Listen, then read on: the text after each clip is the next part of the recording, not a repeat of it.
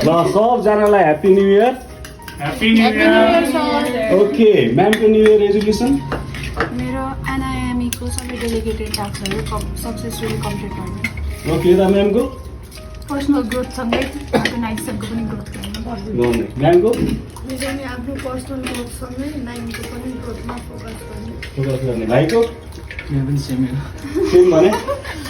आफू सँगसँगै नाइमको पनि ग्रोथ गर्ने। यता बहिनीको? मिठो खाना बनाउने। बहिनी साइलेन्ट हो? ल नराज पहिला सुरु त युएसएको लागि फोकस गर्ने 2026मा सकेसम्म भिजा लागोस्।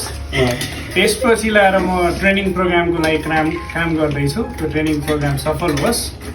सँगसँगै अरू कुराहरू अन्य कुराहरू तिम्रो अहिले माइन्डमा आएको नाइम एजुकेसनको ट्रेनिङ एउटा अहिले चाहिँ यसलाई चाहिँ सक्सेसफुली गर्छु भन्ने?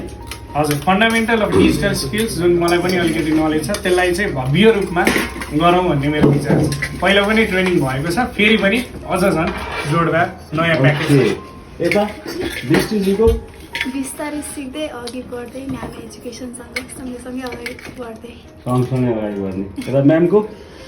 हाम्रो चाहिँ अब नाइमको बेस्ट टिम रेडी गरेर नाइमलाई योभन्दा अझै अगाडि लाने। नाइस। म्यामको? आफ्नो डेभलपमेन्ट, ग्रुपको डेभलपमेन्ट अनि नामको डेभलपमेन्ट छुट्टै आइटमा पुर्याउने नाम। छुट्टै आइटम पुऱ्याउने। Good commitment. यता आइटी सपोर्टमा यस्ता इस्यु आउँदैन नि? मेरो त त्यस्तो इस्यु त आउँदैन। अब उहाँहरू सबैजना चाहिँ आफ्नो गर्ने नै के गर्ने रे।